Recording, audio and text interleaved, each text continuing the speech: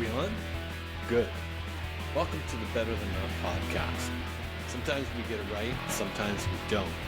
But when we at least do something, we know it's almost always better than not.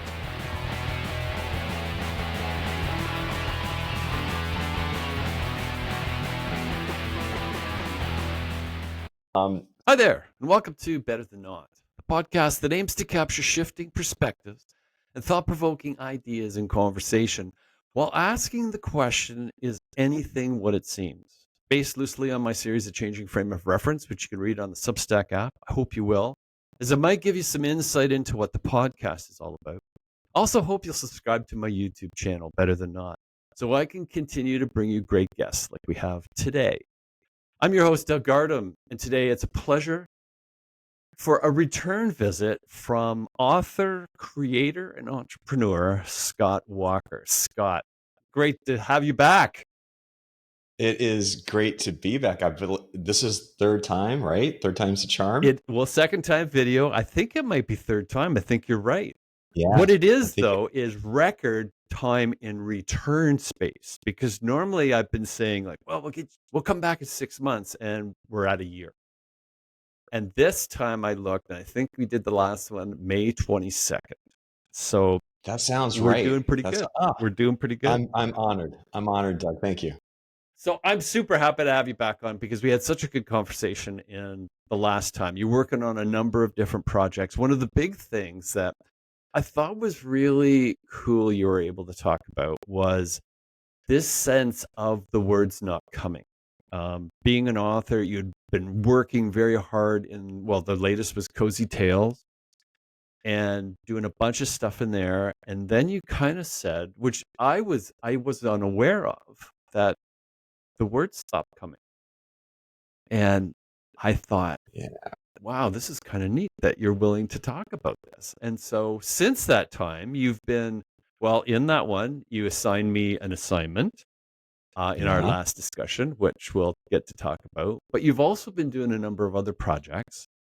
And I think we're going to probably walk down the lane of this whole idea of creativity and this sense of awesome. how we kind of go through things. So when I say go through things, I mean, like, how do we, well, the example I was giving you the other day was one of my last jobs was I was assigned to document the creative process in the corporate world. And what I became very aware of was it's a really hard, first of all, I don't like the word process because I see process as 1, 2, 3, 4, 5, and you get B. Do 6, 7, 8, 9, 10, you get C. And in the creative world, especially in the business world where you're trying to create a product, that doesn't go that way. And you don't know where. Just look at the Post-it note story. Like, they just come out of nowhere.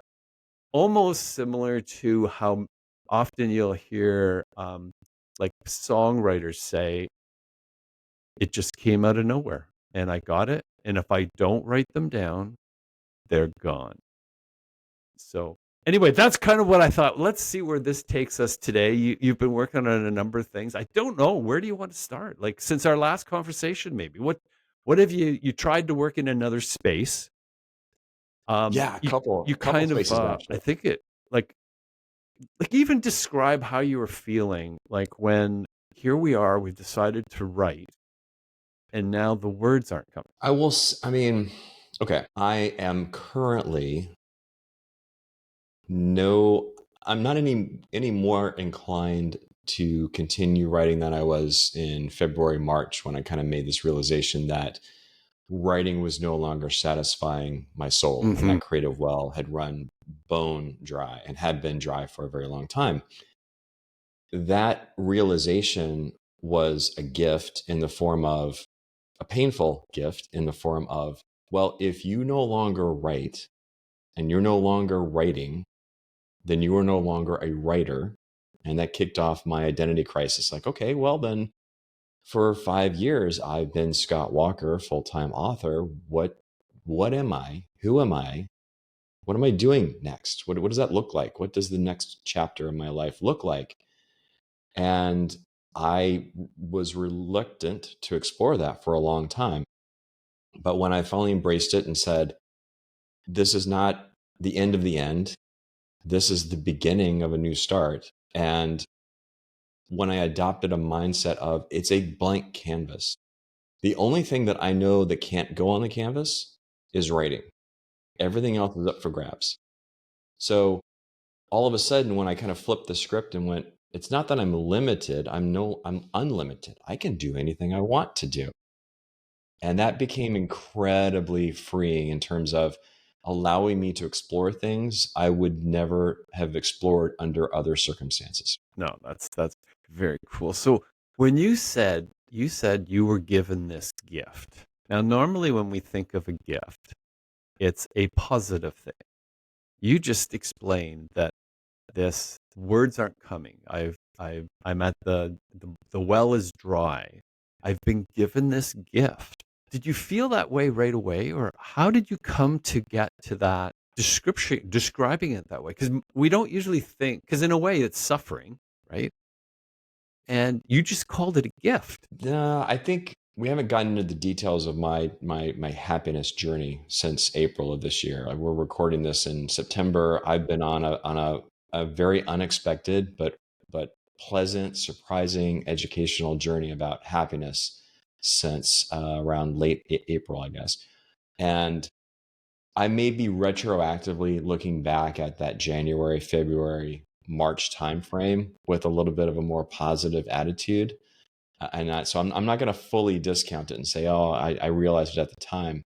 But I will say that when I did get to the point of saying, there is no way for me to stay in anywhere near related to the writing space, Hmm. that all of my attempts launch a podcast based on a fictional world, do this project based on my fiction, launch a card game. Everything I tried that was still anchored in writing and my fiction ultimately was a no-go. Like, I cannot do this. It Okay. is not resonating with me.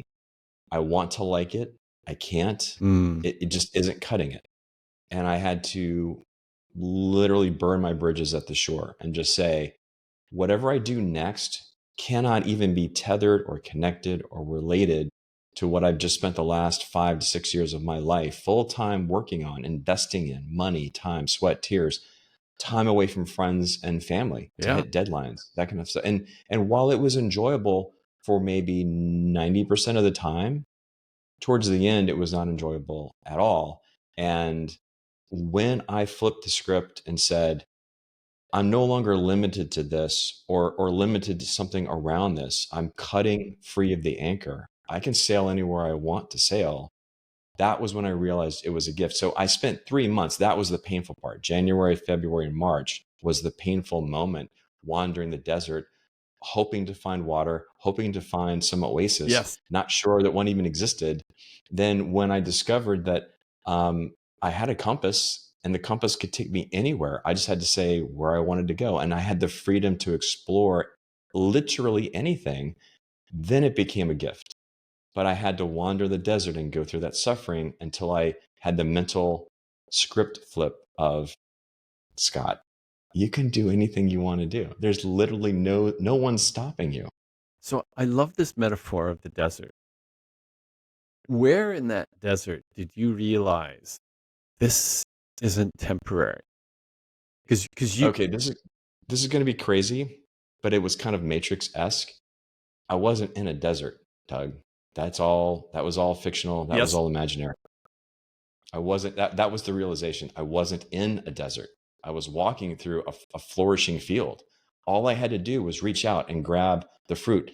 All I had to do was reach out into the ground and dig up the gold. Like, it was all around me, but my mindset was preventing me from seeing seeing that. that. I thought I was in a desert and instead I was in a field. So when that switched, so I'm going to use the desert part as this feeling coming to you that, as you've said, writing is no longer going to be part of what I go forward with, meaning that this I'll call it a temporary writer's block as an example. Um, Kind of in this desert picture.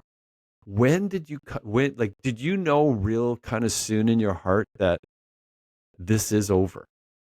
Or was it a while to get to that from the desert into this world of flourishing um, meadow that you realized I've got the world's my oyster, so to speak, but I won't be in writing. So that what I'm saying is you spent like 5 years here working, investing in your writing. When did you realize that this is not a temporary stoppage in my writing? Or did you? Well, I've always caveated it, and I chose my words carefully. My first reaction was I'm giving up on writing, and I Okay. and I quickly corrected myself and said, you are nowhere near wise enough to predict the future. So the better response is I'm pressing pause on writing because who knows what the future might bring. And as it turned out, the Cozy Vales Cozy Fantasy Shared World project that I started, we are launching. In fact, it's actually, as of the recording day, it's actually free and out. Autumn Tales from Cozy Vales is a free cozy fantasy anthology. It's our fourth anthology we've released in this shared world project.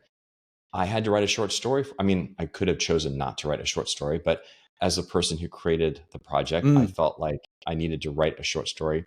So this year, I did write a short story for that anthology. And I found it to be, I wrote it very quickly. I was very happy with the first draft. And it was actually a pleasant experience. But as soon as I was done editing it, I was also very happy not to think about writing the next story. So I interesting. think mentally, I'm still at the I'm pressing pause on writing, Okay. but that mental shift from I'm no longer writing to no, I'm just taking a break. I may come back, I may not come back, and either way is okay. That mental freedom gave me the ability. I think honestly, it gave me the ability to sit down, crank out a 10,000 word short story that I'm proud of. Mhm. It's not just like here's a short story, it's done. I'm really happy with how that story turned out. I think it's a great addition to Yes. the Cozy Vales collection. But it's cliche, but it's true. 99% of what's stopping you is all up here. It's all mental. Oh, no. It is all mental. It's no it's when you say that, it reminds me of Stephen Pressfield's book, Do the Work, and I think we've talked about this before. But it's like there's this thing out there that as soon as you it's like Newton's law. As soon as you start, there's an equal and opposite force up here pushing you back. This is why I always say, like, if you start something, finish it because there's something that comes with finishing. Otherwise, you can start a lot of things and it just that thing will stop you. And I found it really bizarre how accurate it is because I thought it was Yeah, I only have. me. No, of course not. Of course not. I mean, otherwise, everybody would have written a book and published a It's bestseller. crazy, right? Like, Yeah, it is. Well, so, okay, so interestingly, I've had this journey for the last 3, 4, 5 months where I've been diving hardcore into happiness, what it is, how it works, why we struggle to be happy, what are the research proven methods for it. And somewhere along that journey, I realized that we've also, in the last, for some context, a lot of what you're seeing now in podcasts and books over the last 25 years is all a direct result of this new branch of psychology that's explicitly called positive psychology. It has existed in some form or fashion for a very long time, but it was recently, and I want to say recently, the last couple of decades, it was actually assigned explicitly a name, and these practitioners embraced that name, positive psychology. They have unearthed a ton of new insights about happiness, about why what we think will make us happy often doesn't, why we chase the wrong things, why chasing happiness itself is probably a non-starter. And then all these research proven things that do provide happiness, both in the short term and the long term. And a lot of those are equally surprising as well. So once I dove into that and realized I don't know the first thing about really what makes us happy, mhm. I began to realize that a lot of that also spilled over into habits. So you talk about, finishing the book. Why is it so hard to sit down and write even 200 words a day. Well, that goes back to habits, and that goes back to how our brain is wired. And a lot of what we've also learned in the last couple of decades, cognitive science and all that kind of stuff, is the brain works in equally surprising ways. So for me, there was an amazing parallel learning track of happiness and habits. And so you talk about Stephen Pressfield. Like, what I love about the idea of just show up and do the work is it is how you get to the goal, get to the end line. Right. But I think a lot of people, let's just take writing, for example. If my goal is to write a novel, that's a really big goal. And that's a kind of vague goal. I don't know what the exact word count is going to be. I don't know what the exact product will look like at the end until I finish editing it. Often storylines and plots and characters will change during the editing. It's a very vague goal.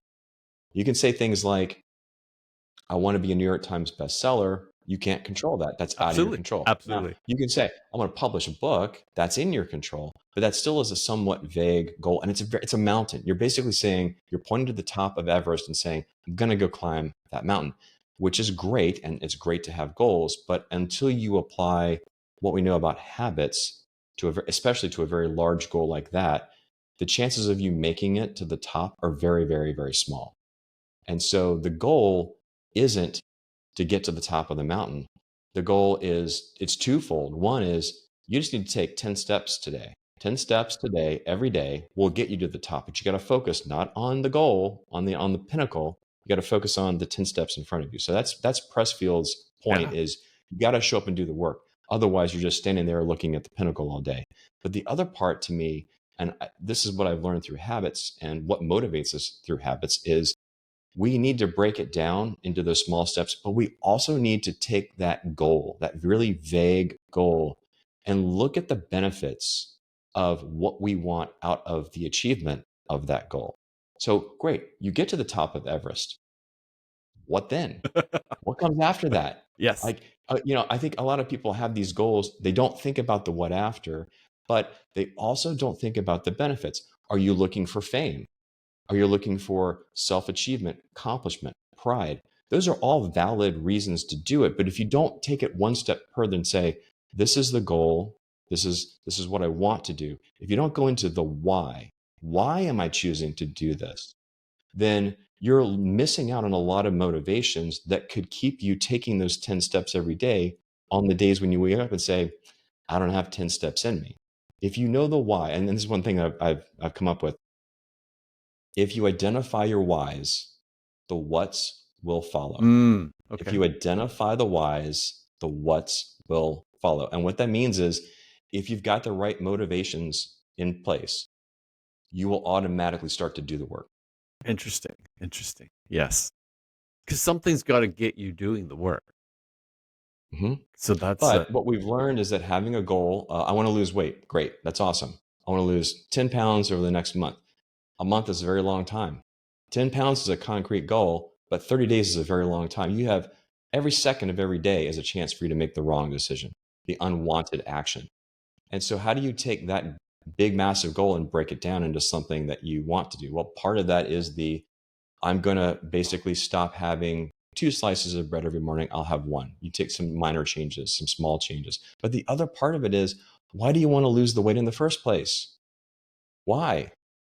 Do you want to yep. look better? Yeah. Do you want to be able to be more active? Do you want to have a healthier lifestyle so that when your grandkids are born, you're not stuck in a wheelchair? Like, what are the benefits beyond the goal that you want? And if you identify those motivators, those whys, then the whats will follow. Because tomorrow, this morning, Doug, this morning is a great example. I got up at 5:45.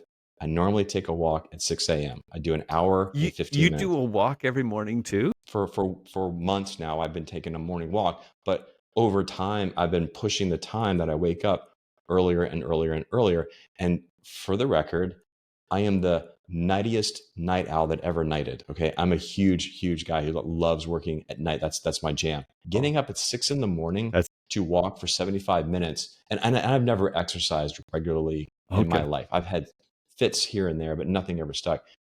To consistently get up in the morning earlier and earlier and walk, not just for a half hour, not just for an hour, for 75 minutes most days. That's insane for me. And that's how much my life has changed in the last couple of months. But I woke up this morning at 5:45. I was like, not feeling it. I want Yeah. to sleep for Yeah. like one more hour, just one more hour. I'm not going to sleep in. I'll still get a short walk in later, but just one more hour. And then I began to think about my whys. I've lost 13 pounds in the last couple of months. I still want to lose more weight. Why? Because I want to be a healthier, happier person. I want to be around longer. I'm 8 years older than my wife. I don't want to have her outlive me. Statistically, she will, but I can certainly close that gap Yep. through some choices I'm making now. No question. I want to be better to my future self. Future Scott is going to appreciate me getting out of bed today. And then I thought about all the people that I'm running through a pilot program right now about how to be a happier person through one Oh, new habit. okay. And I thought, Sunday, I'm going to jump on a call with them. We're going to do a live call and I'm going to ask them how their progress is. And do I want to have to confess that I broke my walking streak? Like, no, I don't. So in my head, I just mentally went down this list of whys. The whys were never, I want to get out of bed and take a walk. It was always, what does that walk give me? It gives me pride. It gives me a sense of accomplishment. It's going to keep me on track. I'm going to keep that streak unbroken. And I get to check in with these people who I'm ostensibly leading through this program to be happier. And I get to say to them, I am too. I had the moment of truth. I thought I was in the desert. Nope, I was in the field and I found my whys. And you guys, and they don't even know that they helped me. None of them have any idea that they were part of the motivating factor, that the factor to get me out of bed, because I didn't want to let them down. So Scott, when you say that, what, like, you've gone through a whole checklist, and it's what do you think makes you like this? Makes me what? Makes you like this? Like, the reason why, like, um and this is where I kind of get to, like, questioning, like, why am I like this? I think that is a great question that most of us start with. And what I've learned through my deep dive into happiness is that we've discovered, we being all these amazing professional academic researchers, we've discovered that our brain is capable of being rewired. It is software, not hardware. Yes. And for a long time, the medical field thought it was hardware. It was not Yes. rewirable. Well, as Yes. soon as we learned it can be rewired, that opened the door to, well, if it can be rewired, to what extent, how far, in what ways?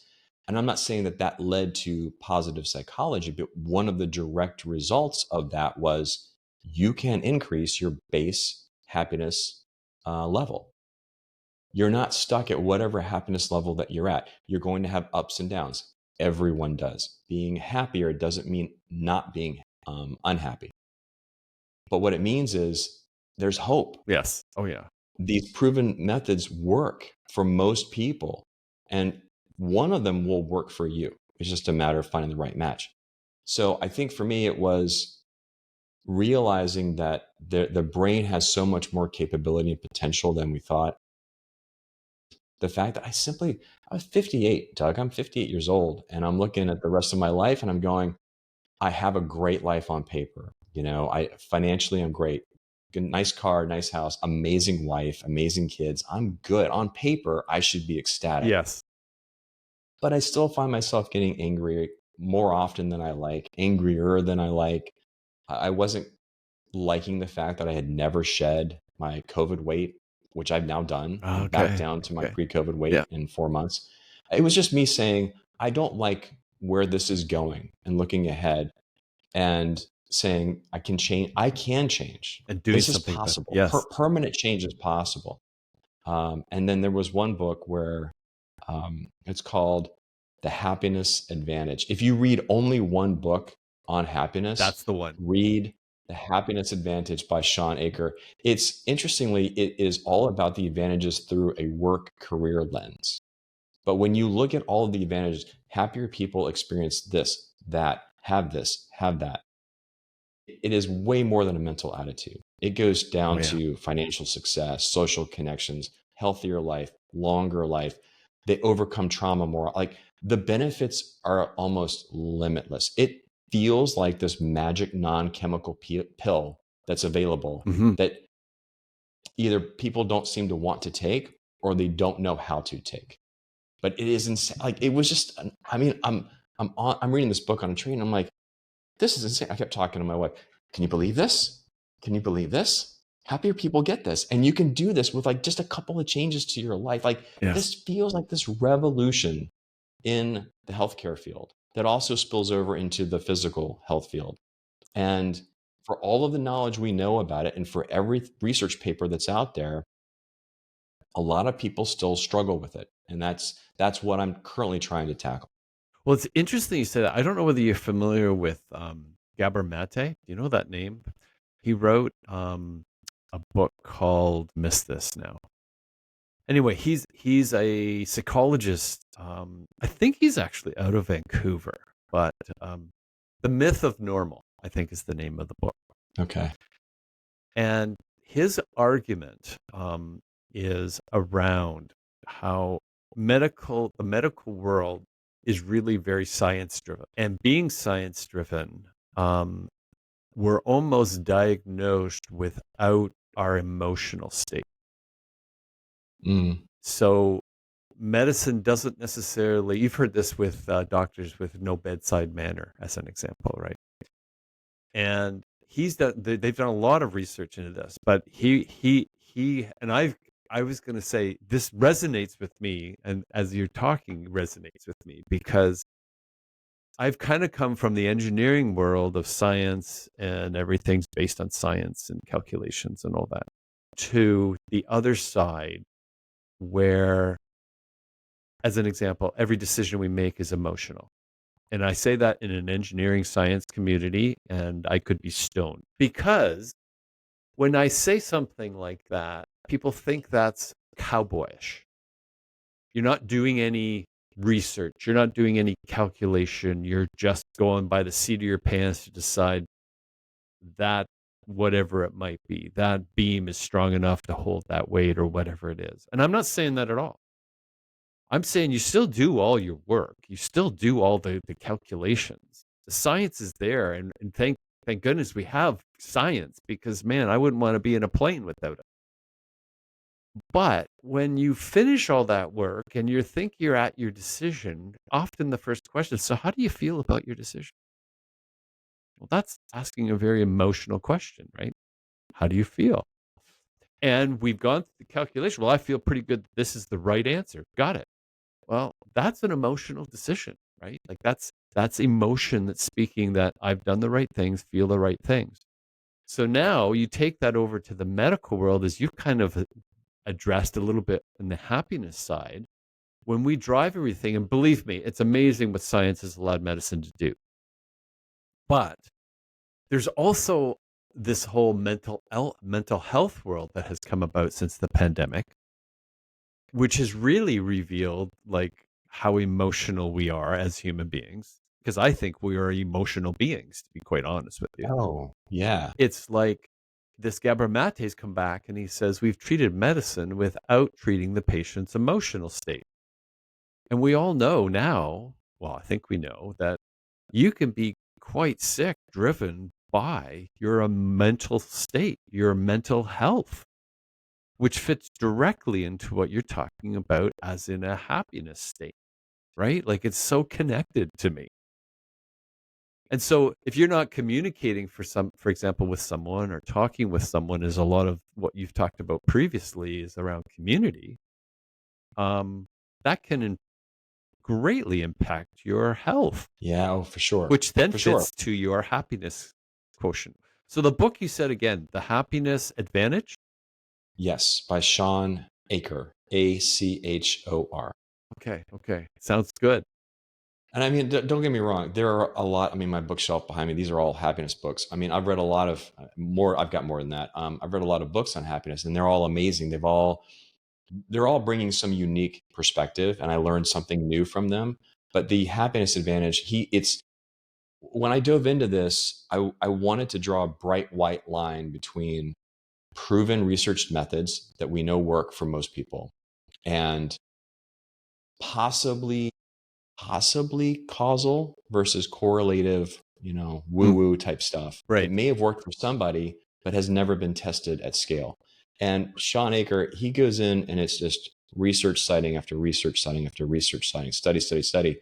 And when you look at what the benefits of being happier are, it like I said, it is this crazy magic pill that I feel like has been gifted to us, but we're still trying to figure out how to swallow it. We're Mm, trying to figure out how to apply it. I think so. And I don't know that we figured that out as easily, for example. Like there is no vaccine shot to be happy, No, right? no, it's Or not. vaccine shot against being unhappy. We don't have that simple pill shot, easy one and done thing, immediate reaction. But we've got some tools that are better than No question. nothing. And in the science, one of the for me, when I was looking at this, it feels a little bit like we're toying with reality. But when you look at the science, our reality can be shifted based on how we're primed heading into a particular situation. And No there are question. studies. There's one study that was, well, priming is one thing. So, for example, when they say the control group is given one instruction, the test group's given a different instruction, two very different outcomes. And the only difference after they equalize and take out and account for the variables, the only difference is the instruction. It's called a prime. That priming can totally change what you do, how you think, the outcome of your efforts. So imagine a coach who goes into a huddle at halftime and says, we're down by 20 points and we're never going to pull this out. Just do your best. Versus the coach is like, okay, we have practiced all year long. This is our time to shine. We know what to do. You've practiced, you've drilled. This is all automatic. You know it. We can do this. 20 points. We can totally do this. Which team has a better chance of winning? Something that simple can change not just Question. how you think, but how you perform. And then another one, this was a study that blew my mind. They took some people, I want to say the study was in the 70s. They literally put them in a time capsule for, I want to say, a month or two, maybe 3 months underground, and they designed it as if it was 1950s. They found photos of these people from when they were 1950s. They found out what they were doing for work in the 1950s. And they basically had them go back in time and live as if they were younger versions of themselves. At the end of it, this blows my mind. There were physiological changes in their body as if their body was getting younger.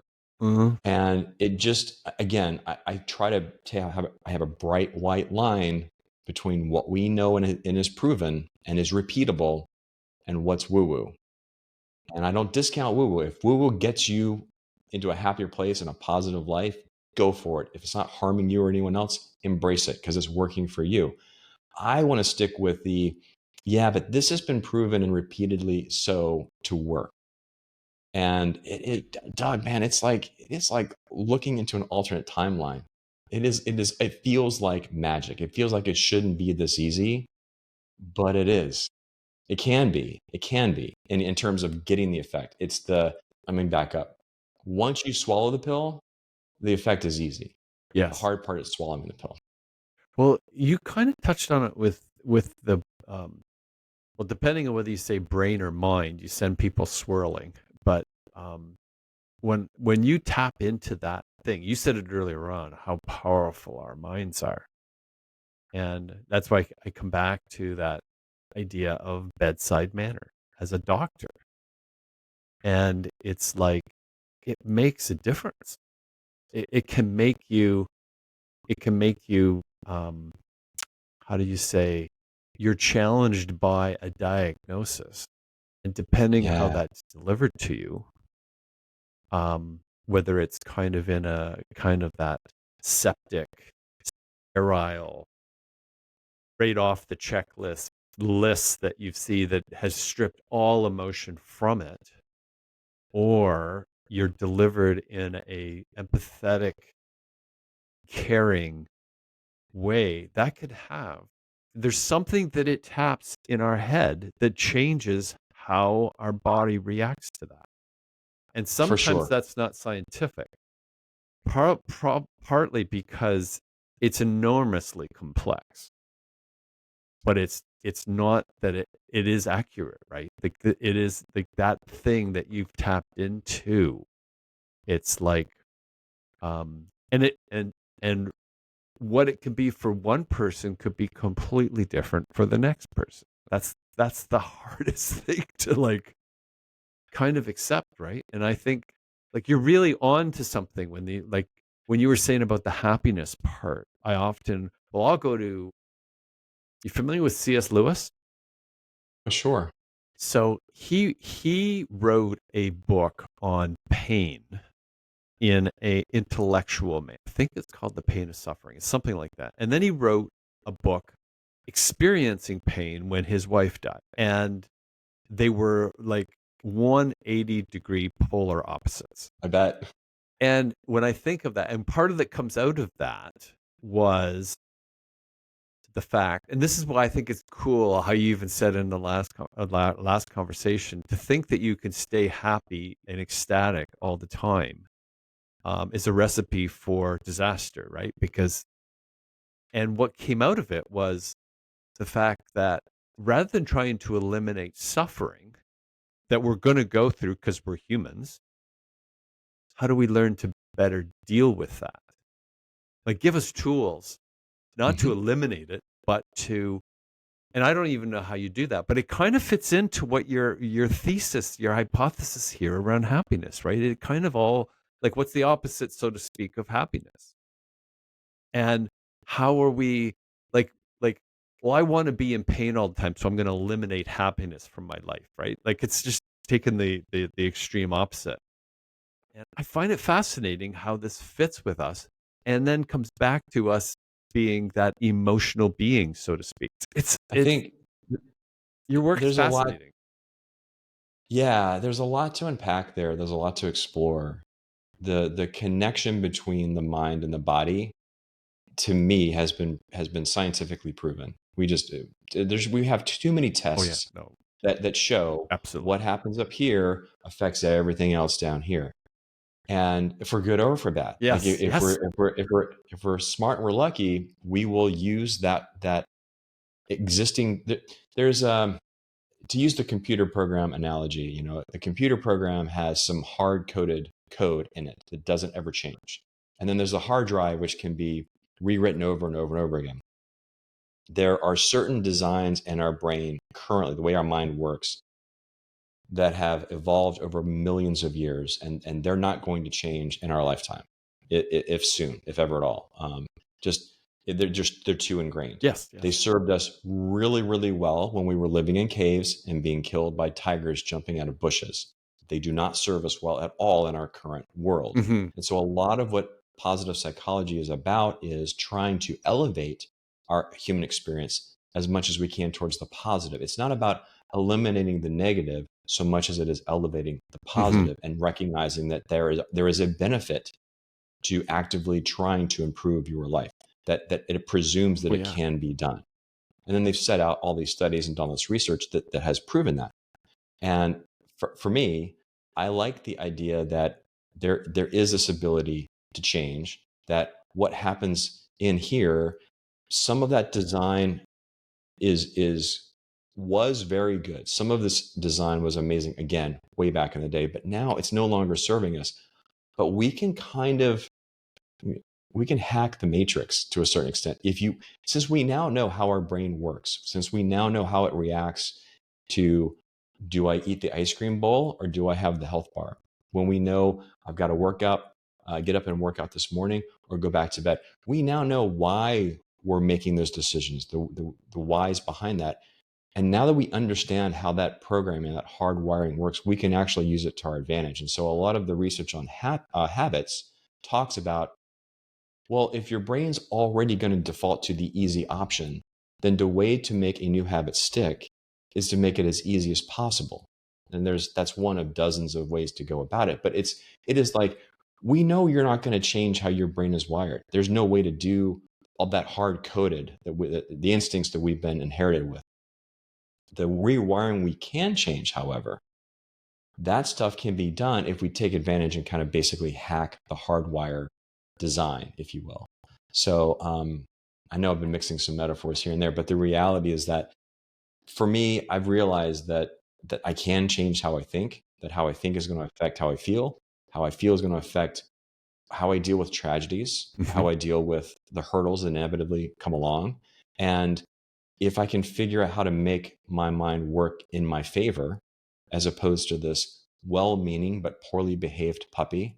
My current analogy is like our brains are really, really old and outdated and need an upgrade. And they're kind of like this puppy who's well-meaning, but constantly chews up your shoes. Like that's not helping. That's not how I know you want to keep me safe and I know you want to keep me intact, but that's not helping. I need my shoes. And the good news is that we can take advantage of that. We're basically hacking the quote unquote fault in the system or the flaw in the system Yes. and using it to our advantage. And it's so different for each one of us, right? I Like, think it's different in terms of the motivations, right? But I think at the core, like the concepts are the same. And this is one reason why I stick to if it's not repeatable, if it hasn't been studied, if it hasn't passed peer review, it's not something I'm going to recommend someone do. mm, And the reason for that is I want to make sure that I'm giving everyone the best possible chance when I say, go have a gratitude journal habit or try this way to negate negative thoughts when they crop up. I want to make sure they've got the best possible chance. So that's why picking the right happiness practice is number one. It's why treating it as a habit, number two, is important. And then number three, don't do it alone. Solo is a struggle. Solo is a struggle. So have a support system, have some accountability, because again, we know that accountability is a motivator. We know that a support system is a mhm. motivator. It's what's going to keep you getting out of bed when you want to stay in bed that morning. So I think there's a lot of things that are universal. Our brains are basically all wired the same way. We all tend to react the same way. But I think you're absolutely right insofar as that gap between knowledge and execution, enjoying the benefits, is how you go about doing that will differ person to person. I'm not an average person. You're not an average person. We've never met an average person. They don't exist.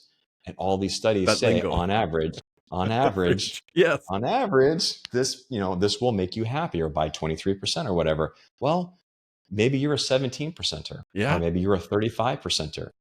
So all of this has to be taken with a little bit of a grain of salt, but we know that the foundation is solid. We know that on average, most people benefit from these happy practices. And that's what gives me hope. And one of my whys is I literally want to make the world a happier place. I want to make a bunch of people happy who are looking for it.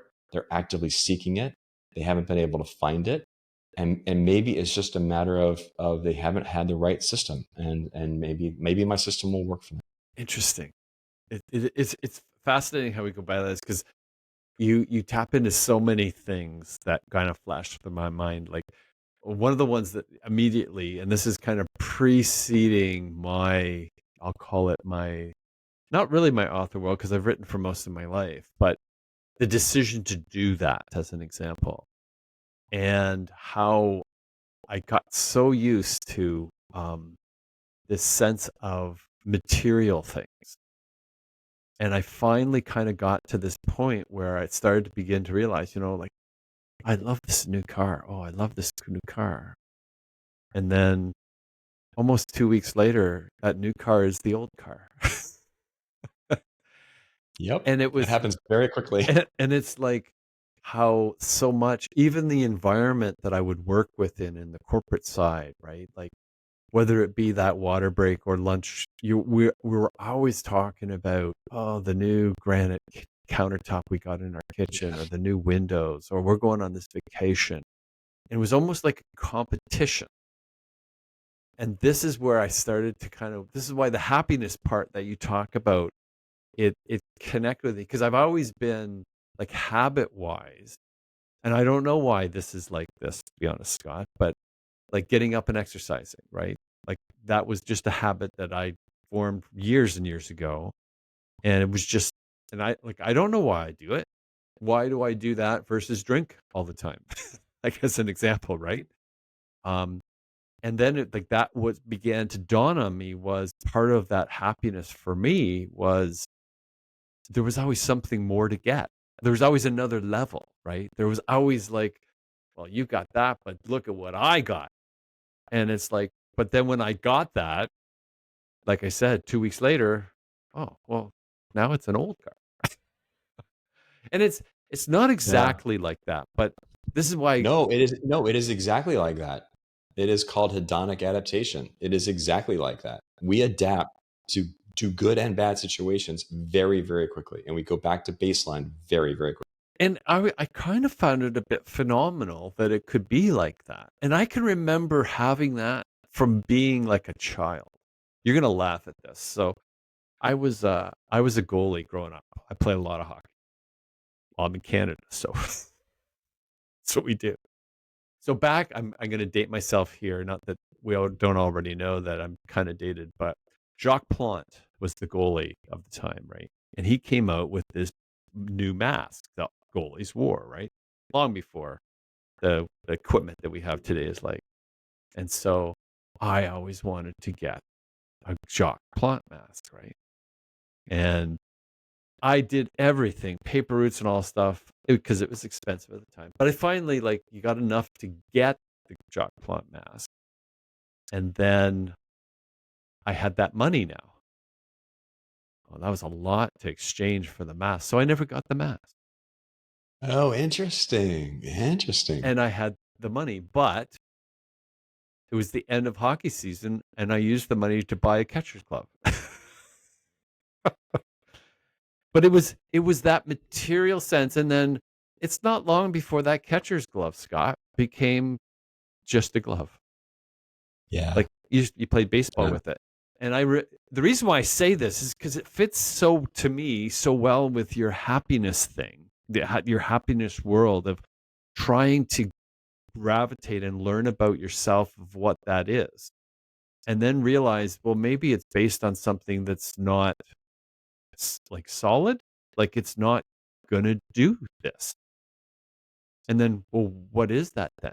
Like, what is that? And that's to me where the creativity that we find ourselves in becomes things that you didn't anticipate. And that's why I come back to find this with even where we started from. You've been on the writing journey for 5 years. You come to this, I'll call it yield sign. I won't put stop to it. And now what's next? And now you're uncovering this whole sense of well, how is it that we could I make the world better? That was in retrospect, it was not a fast decision, but it was an easy decision. I went through Yes. I went through before I started the so I did an online, I think I talked about this, the online camp for creativity, the fun project, and then kind of landed where I am right now, which is happiness. And for me, that was, and in retrospect, an obvious journey because I think I was starting with something that I thought would bring somebody joy, creativity, right? We all Hmm. enjoy being creative, and Right. rediscovering it. If you've lost it, that's awesome, right? And then fun Absolutely. is self-explanatory, right? It's like soap. It's self-explanatory. It more fun was going to make you, a more joyful, happier person. And finally, I was like, I'm dancing around the source. The source is a happier life.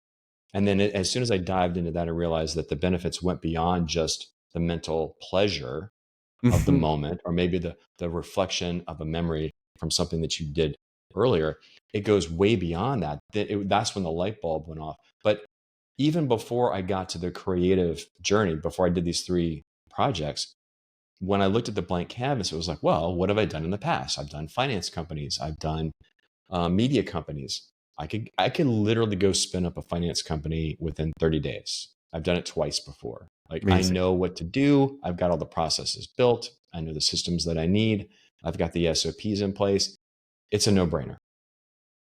And then I was like, well, I'll create an app. There are no code services out there with AI generators that you give it some instructions, you prompt it, and it will literally create a website for you that has a certain amount of functionality.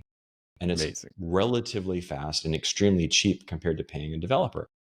And I was looking at lots of things, the very traditional business stuff. And then it was one after another decision of, the world doesn't need another finance company. The world Interesting. doesn't need another app to optimize fill in the blank solution problem.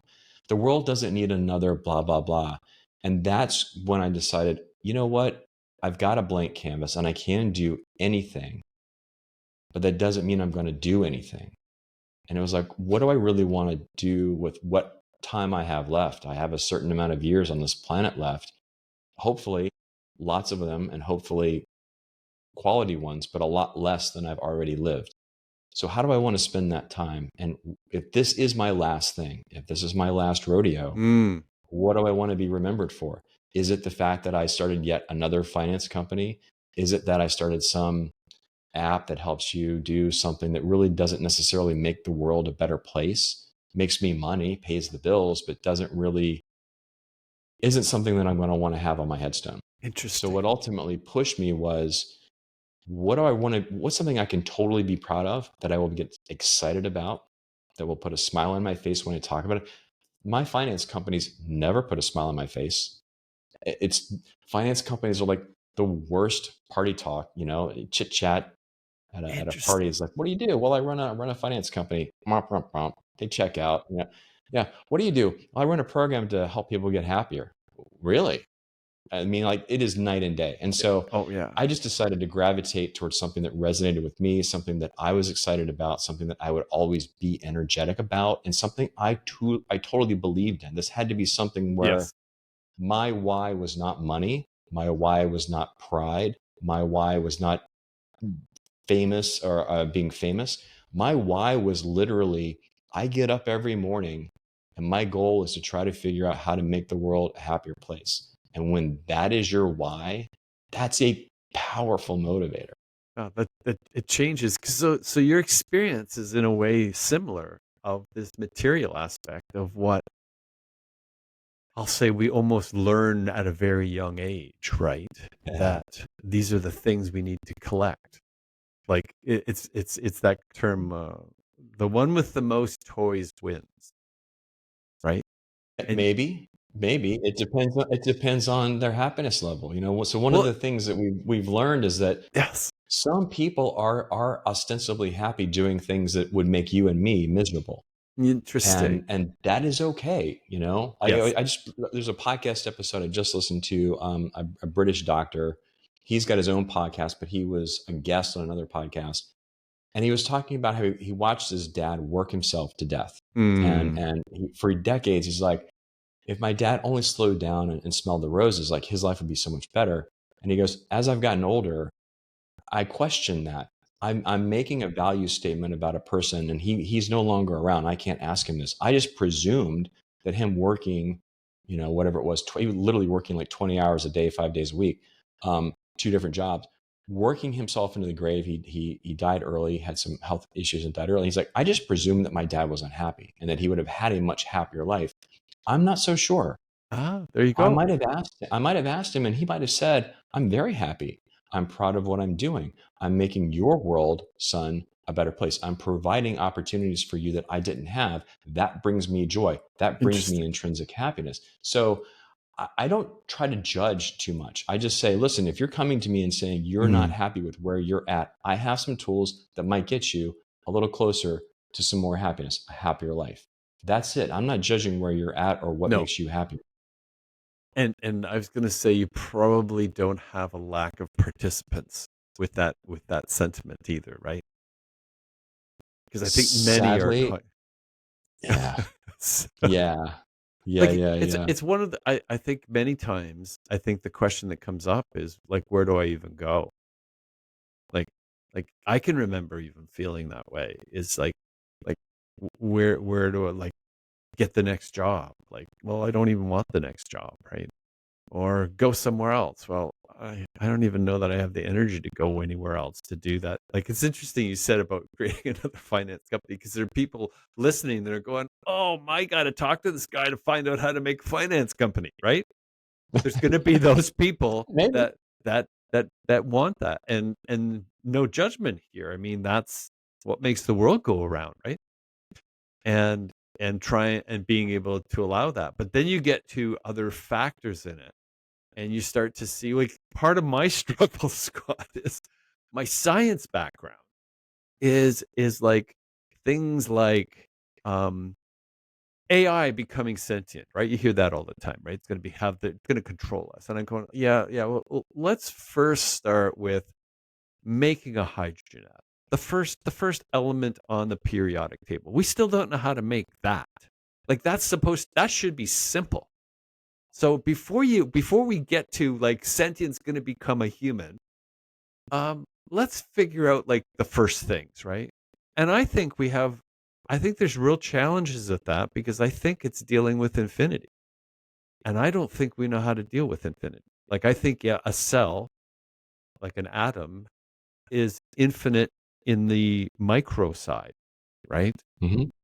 Like we just seem to keep going deeper and deeper, whether it's quarks or whatever it is. And most of it we can't see anyway. So it becomes theory. That started me. Then I look out my window, right? And I look at the trees and the flowers and it's like, yeah, I water them, but I have no idea how to make that flower. Yeah, yeah, yeah. None of us do, right? Yeah, we can plant the seed, we can put it in soil. I get that. But how does that do that? I don't know. Do we have any idea of what photosynthesis even is in a plant? So when those things start coming about, that's when it became like, to your point, around what do you do? How does that all kind of fit together? Because those things are telling me quite beyond what I'll call it science is trying to tell me it can do. And that's why I said it's like, okay, well, is there another step here? And I know it's tremendously connected with, I'll use the word consciousness because happiness fits into that for us, right? And where does that kind of go? So that's why I said I'm interested like where you're going with this journey because it's like there could be things there that are very helpful for us to move forward in this. Well, we're venturing. We talked about this earlier. We're venturing into this new artificial intelligence world, right? Yeah. I think we being the world at large, Hmm. most people, I mean, certainly some people were actively involved in AI for decades and they knew what was coming and they were up to date on it. I think most of us discovered it with ChatGPT in late 2022 when Hmm. it hit mainstream media.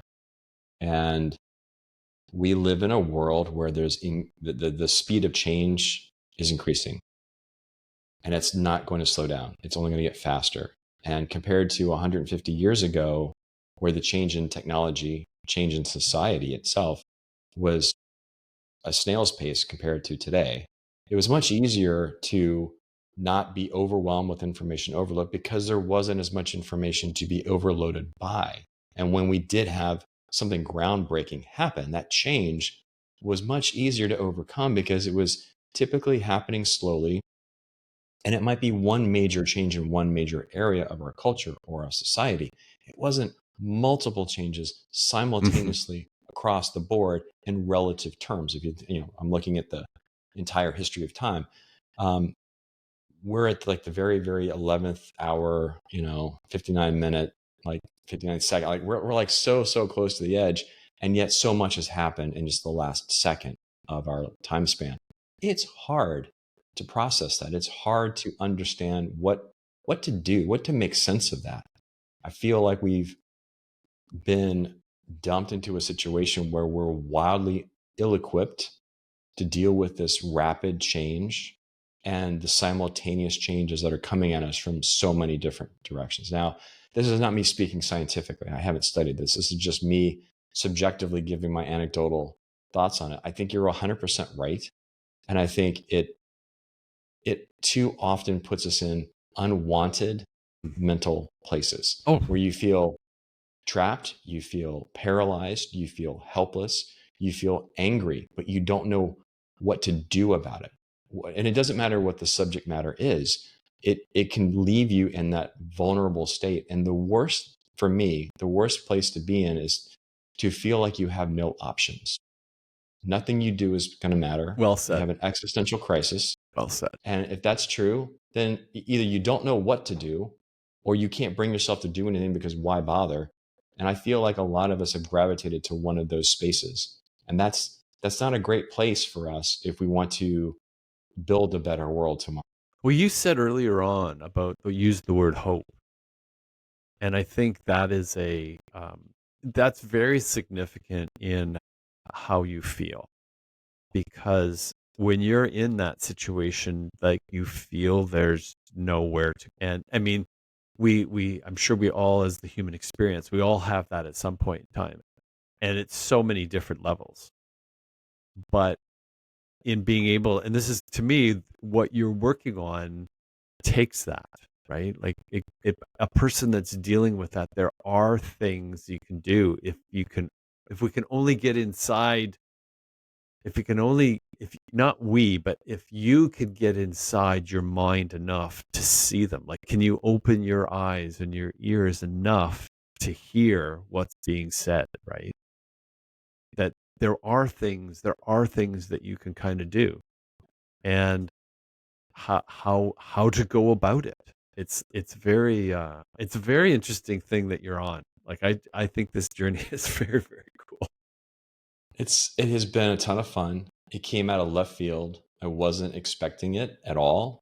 That's the best. And if you'd sampled me randomly over the last 10 years at any point and said, "Hey, are you happy right now? You're living a happy life?" I'd say, "Yeah, by and large, I'm happy." But I saw someone speak named Dr. Arthur Brooks. He gave a talk about his book, Build the Life You Want. And I went into the talk thinking, I'm a happy guy. What's he going to tell me that I don't already know? I already know about mindfulness. I already know about meditation. I know about gratitude journals. I got it. Like, Yes. but I'm here. I'm gonna listen to him talk. 5 minutes into his talk, I am leaning forward. I am taking notes, and I'm realizing I've got to go read this book. And my Ah. life, what I realized, Doug, was I had this mindset of here's my happiness level right now. Mm. Here's my maximum happiness. And I felt like headroom was pretty close. Like I couldn't move the needle too much. And what his talk did was show me just how much headroom I There's no had to limit. go. Like it was like I could be doing so much more to live a happier, better life. And so one of the things that I decided to do was address an issue I had known an awful lot about. I've known about it for a long time. I'm not by default a social creature. We talked a little bit about this on the Yes. last Yes. episode. Guys, by default, will not actively seek out other guys, other people, will not actively create a social opportunity. They'll go if they're invited, but they're not going to be the ones starting the party. So what I said was, I want to connect more with my guys. I know by default, we're going to default to no. How do I get around this? And I said, well, if I create a calendar using some calendaring system, if I create a bunch of slots where it's like, not me saying, hey, who's available on Friday or Saturday? It's just me going, I'm going to be here at this place at this time. And if you're free, join me. I'm going to be here at that place at that time. And if you're free, join me. So I send out a link to my friends. They can book, quote unquote, book a time with me. It's either a coffee shop in the morning or it's a restaurant at night. And ideally, I love getting deep into conversations just like this. Like this is like my jam. But I was like, I don't want to do just one-on-one all the time. So I call it coffee for three or drinks for three. And so up to two other people can join me. And ideally, that's what I want. And one of the first times this happened, I had two people show up for drinks. We get into the conversation maybe 20 minutes. And one of them says, well, wait a second. You just mentioned blah, blah, blah street. Like, where do you live? And the first guy's like, oh, I live across the street. I'm like, literally like a 5-minute walk away. And the second guy said, well, I'm on such and such a street. You're like 2 streets away from me. How long have you lived there? Oh, I've been there for like 15 years. I've been there for 5 years. So here's 2 people in my social network who Unbelievable. didn't know each other, lived 2 streets away. And all it took to connect them was for me to send out this random link and say, hey, if you're free and you want to have drinks, come on by Thursday at 6. And then it Crazy. is that serendipitous. Oh yeah. Like I got to sit back and just go, this is awesome. This is why I do this. This is so cool. I got to see my 2 friends. I got to have 2 friends make another friend. That's why I love doing that. And so this has continued. I've got I got 2 more bookings so far later this month. And then I've decided to do something else called Adventure Club. So Okay. once a month, I'm gonna pick the activity. I'm going to pick the day and time. I'm not going to try and get consensus because not everybody's going to make it, and just say, hey, I'm going to go do this cooking class Thursday night, 6 to 8. It's $60. Sign up on your own, pay on your own. I'll see you there. If you're free, I'll see you there. And so it is me trying to actively create these opportunities. To be fair, most of the bookings go unbooked, right? Mm-hmm. But that's okay. That's not the point. The point is I'm actually having more contact with people than I otherwise would, and it's working. And then the response has been great. These guys are like, this is awesome. I am so glad you're doing this, because I would never think to do this. I would never reach Yeah. out. Yeah. But Absolutely. now that you've made it so easy, so yeah, of course I'm going to say yes. So I have not launched Adventure Time. That happens in October, but it is me going, I'm not as social as I want to be. How do I get around this? How do I get beyond my default wiring and the default wiring of the guys that I want to hang out with? Well, going back to habits, make it easy. Make it easy. Scott, your story, I can't help but touch on this because in many ways it's so similar, because we moved out here at the beginning of the pandemic. So from Right, literally right. from Toronto to Vancouver. And so we had to meet new people. Like, had to figure out ways to doing that in addition to all the things being clamped down, right? And the government supported things to be clamped down, almost supporting you not to leave your house, so to speak. And so I didn't, I kind of went through this thing that in writing, I like my time to write. I like being alone. And then I found out that and I kind of knew this from my corporate world, I needed people around. Like I just know that. And it's almost like you kind of know that in a way, like to be healthy, you need this, right? You just, anyway, I start, and I would sometimes, depending on who I would talk to, I would say something like, if I didn't call people, my phone would never ring, Exactly. except for Exactly. telemarketers, except for telemarketers, or somebody wanting money, like any of those things. That's what, and I think they gain from that.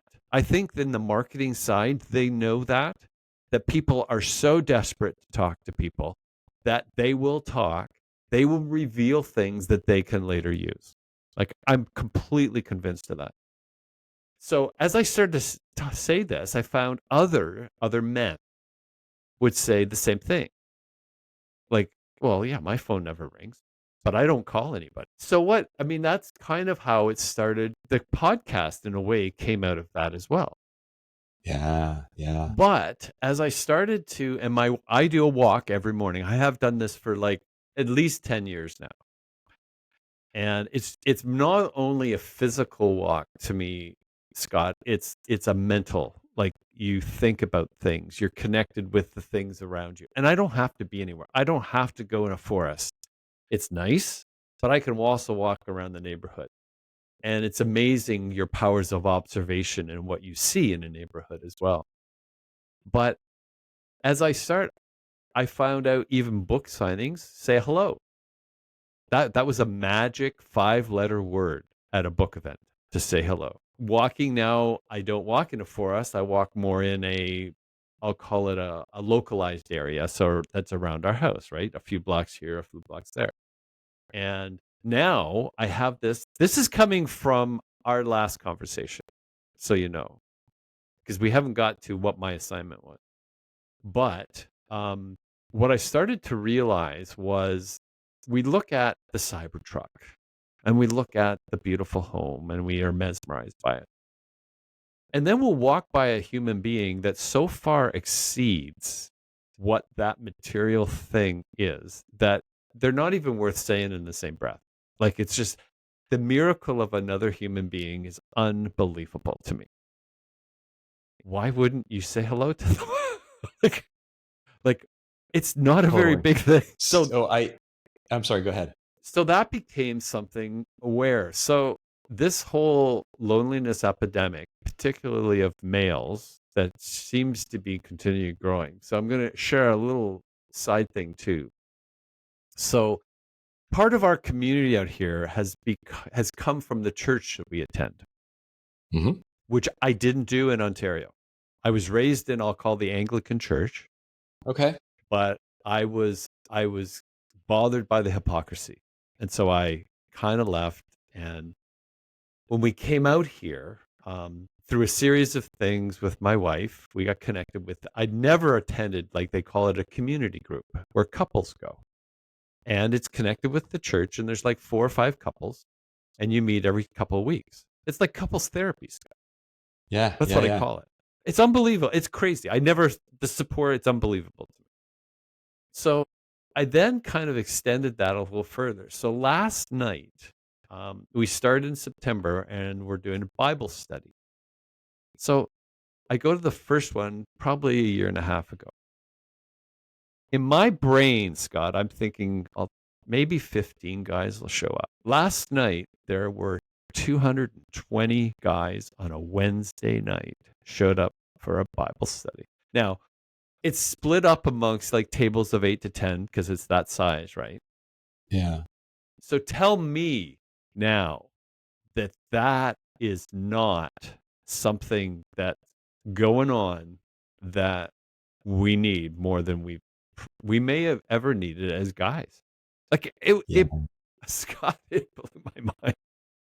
And so this is what I'm saying, going back to this connection, this happiness, this part of it. I don't think we can also do it with other people. And this is what you've kind of found out in your own, like what you're saying about setting up these. I think it's crazy, but it's working, right? Like, Yeah. and you're meeting these guys like that live in your neighborhood. I mean, there are guys on the list that I have not seen in years, and I'm like, I'm just going to add them. There's one guy I haven't seen in probably 20 years. I added him, and I was like I wanted to hang out with these guys, but I also wanted them to meet each other.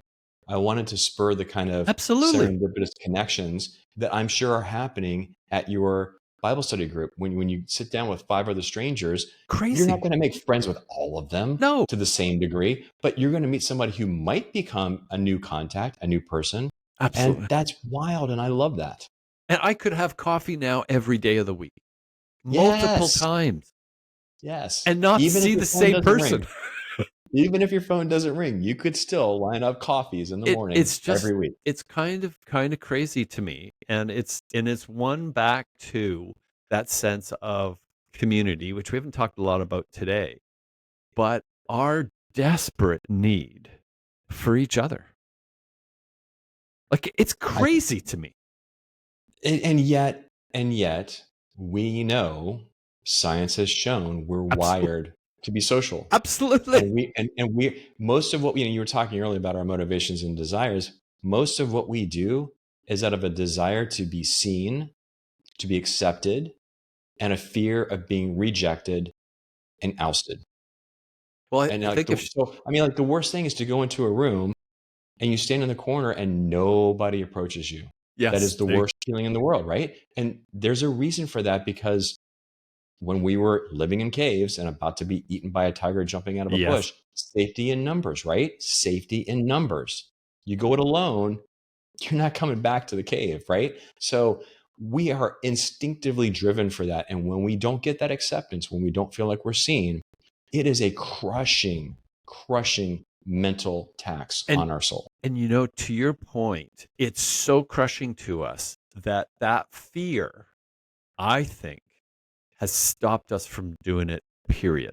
100%. And if we actually do anything about it or admit it, we're sure that's a weakness. Now we're weak. And as a guy, that's brutal.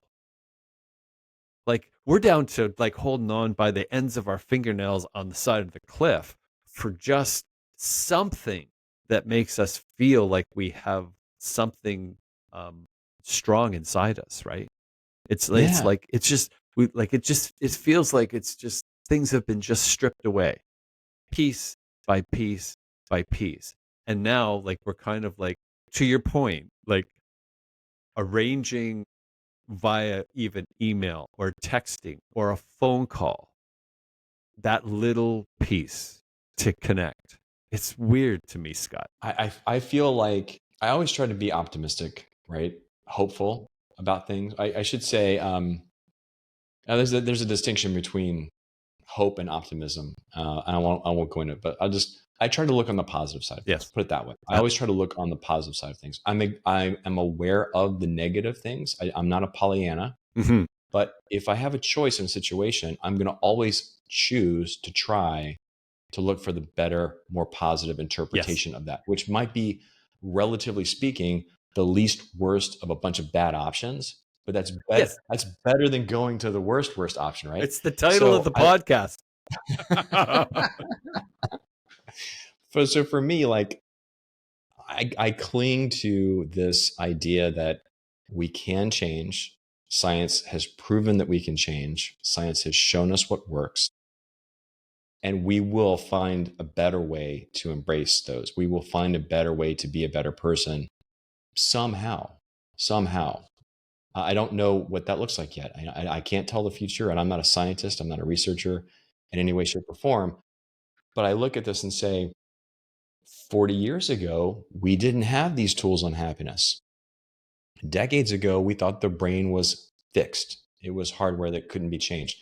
Who knows what we're going to discover over the next 5, 10, 20 years? Maybe we will have a vaccine for unhappiness or for unhappier lives. You know, maybe we'll get a little bit closer. Maybe it will be easier. Maybe we'll be able to figure out how to productize this so that everybody can be a whole lot happier, a whole lot faster, a whole lot easier than we are right now.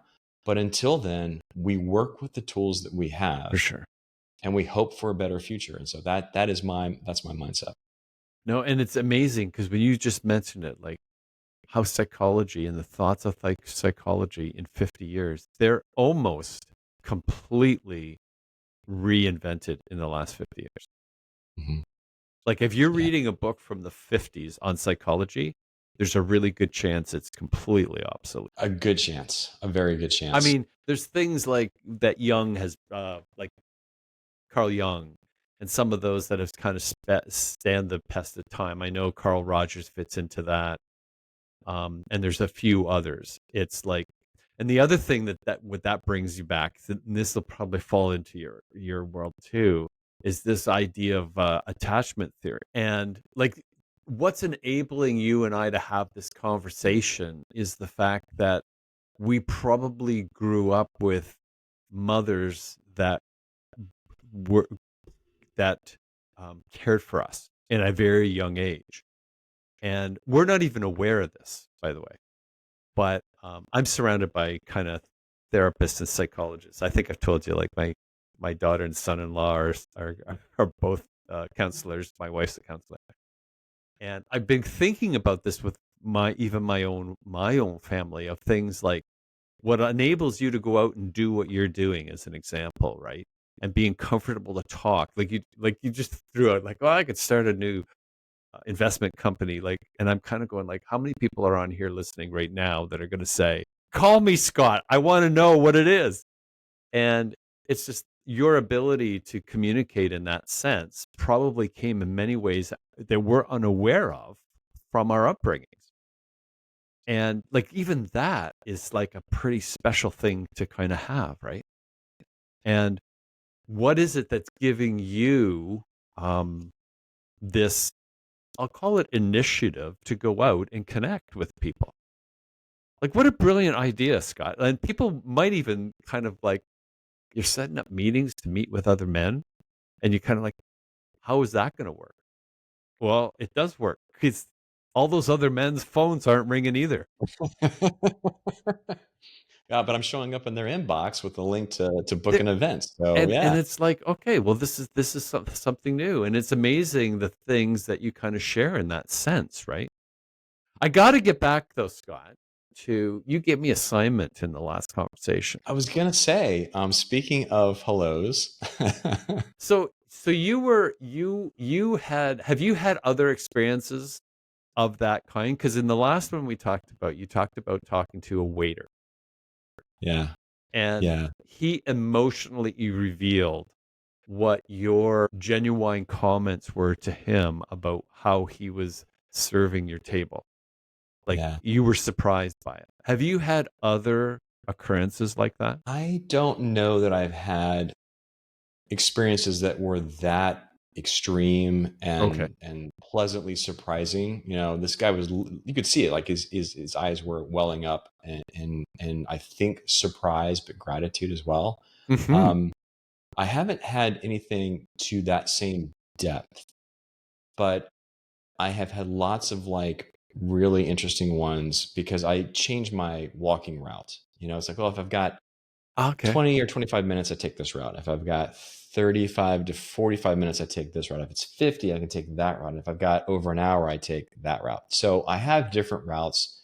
And anybody who does a regular walk or around the same time, day after day, you see the regulars, right? You're crossing the joggers, the runners, the dog walkers. You're crossing the people who are paid to walk dogs, not even their own dogs, and everybody else. So it's funny because there's a bunch of regulars now. After a couple of months, there's a regulars on each of these routes that I see on a regular basis. And so you mentioned something like we're passing a human, and we're looking at the truck and we're looking at the flower on the tree, but we're not doing anything with the person. There are some people who are like typically the joggers. They've got their ear pods Yes. in, they've got their sunglasses. Like I don't say hi to them. They're in They're the wired zone. up. They're going, yeah. And I'm like, I don't want to step into your space Yes. and be a negative influence on them. Absolutely. And then there are some people that there's one couple that I encounter every day. And for the longest time, the husband would walk by, just his ear Oh, pods in. yep. And I was like, I'm going to make him smile. I'm going to make him smile. So I You're would go out of my challenged. way. I would be like, hi, good morning. And he'd go, "Mm," and he'd keep going. And the wife was nice and she'd smile and wave. It took me probably a month. And I would see that not every day. I probably saw them a couple times a week, but it took me about a month, and I got a smile. So for me, the challenge is if I don't think I'm going to Mm. nag these people or be a problem for them, I don't want to step into their space. I understand what it's like to kind of be in the zone, right? If you're just walking, and especially if they don't have anything they're listening to or they're not talking on their phone, I go out of my way. I smile, right? Wave, hi, good morning. I passed two guys of the day at the top of a flight of stairs, and they were just like hauling up the stairs, and they were breathing hard, and you could tell they've been working out for a while, totally drenched in sweat. And as I'm passing them going down the stairs, I was like, dude, guys, good job, Oh, man. You right. got this. This is awesome. And they both broke out into smiles. They're like, yeah, man, we got this. We showed up. I'm like, yes, you're doing the thing, right? Absolutely. That's cool. And That's so that cool. put me on a high for the rest of the hour of my walk, right? And so I what I try to do is I try to go out and what I call catch these smiles. How many smiles can I catch today? I love it. It's still sad to me how many people don't respond. Yeah. You Yeah. know, even when I say like, okay, you're not distracted, you're not in the zone, I'm going to say hi to you, and they don't reply. Like I was walking with my son one day, and I said something. I said hello to like two or three people. None of them replied. None of them gestured. None of them acknowledged it. And my son said, dude, dad, like that's three strikes. That's three rejections. I'm like, no, that's three attempts. That's three efforts. Oh, And yeah. it doesn't really matter. Like, it's sort of like me putting out the link to book coffees. If someone doesn't book an event, I don't take that personally. That's not them rejecting me. Hmm. That's just Hmm. them being too busy. Yeah. When I Absolutely. said hi to them, the point is not for me to get a response. The point is I'm being friendly. If the opportunity unfolds and we can take this deeper, Yes. and Yeah. by deeper, I mean like they smile and wave back, great. And if not, that's okay. I've lost nothing. No. This Absolutely. is not a reflection on my ego or my self-worth. This is just me trying to interact with someone. They may not be in a space where they're okay doing that. And the crazy thing is the more that I do it, the less it matters to me if they don't respond. I just go, well, they're not in a place today where they're able to say that, but maybe tomorrow they will be. Like I'm just there's a little bit of an egolessness that happens the more you try that and don't get the reaction that you want, and ultimately your mindset should be, it's not me, and it's really not even them. It's just like it's not us right now. It's where it Like if is. I met them in a coffee shop, very different interaction, very different outcome. Right then, it wasn't meant to be. Well, what's interesting. What's going on with you? Because you had What's homework. interesting about your comment, the question back in May when we talked, was the fact that I became like I've been saying hi to people for a long time. I think from the book signing world, that's kind of what got me started. And so, but I became aware of it in the sense of what you were saying, and that's where it was like because it's um I find it interesting to how it turned that frown upside down. I can't stop that saying in my head. I know it's a silly little saying, but I'm always surprised at how many people I walk by and say hello to that that changes. I very rarely get a person who doesn't respond. I have to be honest on that one. I'm kind of amazed, but I'm pretty sure that if I didn't say anything, nothing's going to be said. Right. And so Right. this is the part that like this is why I go back to like well whatever that new shiny Mercedes or that new vet or whatever like and the reason why I can understand that Scott is because I've been there. Like I still like like that kind of stuff. It's kind of neat to see. But I also know that well, that's just going to be one more thing to do, right? And is it getting me to where I feel like I need to go in a sense, right? And so it's one of those things that just keeps going. But after your conversation, now I've had numerous conversations that have kind of freaked me out. And I don't Go mean on. this in a bad way at all. So, where we live, we occasionally will see someone on the street, right? So, I've, that's the only reason why I carry cash. Okay. Like, Okay. not, it's to help somebody. And I know there's lots of things, well, they're just going to go and buy something with it that they don't need or what. There's a million different, my personal part of it is there's a spark that happens when I'm handing a person that I can see is in need. That is a human spark between eyeglass. Like I'm not there judging. I'm not there to tell you what to do with this money. I'm just saying if this will help you out, great. So there's been a few of those that were surprised. Like bring a cup of coffee to them, right? Like I've done stuff like that. I don't always I do it every day because I don't see people every day, but that's the kind of sense. Hmm. But one day I passed this gentleman's house and we've been saying hi. I'd seen him out walking his dog rarely, but anyway, it was a Friday and he was climbing into his truck and he steps down. He wants a conversation. And I'm not usually looking for any kind of a conversation. And we'll literally within 3 to 5 minute conversation, I found out um, the losses that he had just experienced in his life from his father, from his son, from his best friend, all within like a year. Mhm. And I'm kind of like, and that's all up inside you, man. Like it's just, and what do you do? It's hard for me because I haven't had to deal with that very much. Mhm. But it was like I'm supposed to be here, and I'm supposed to have said hi. Like that's kind of where this is why I said earlier on. I think I said like when I started to really kind of understand that I don't know that I'm in control of anything,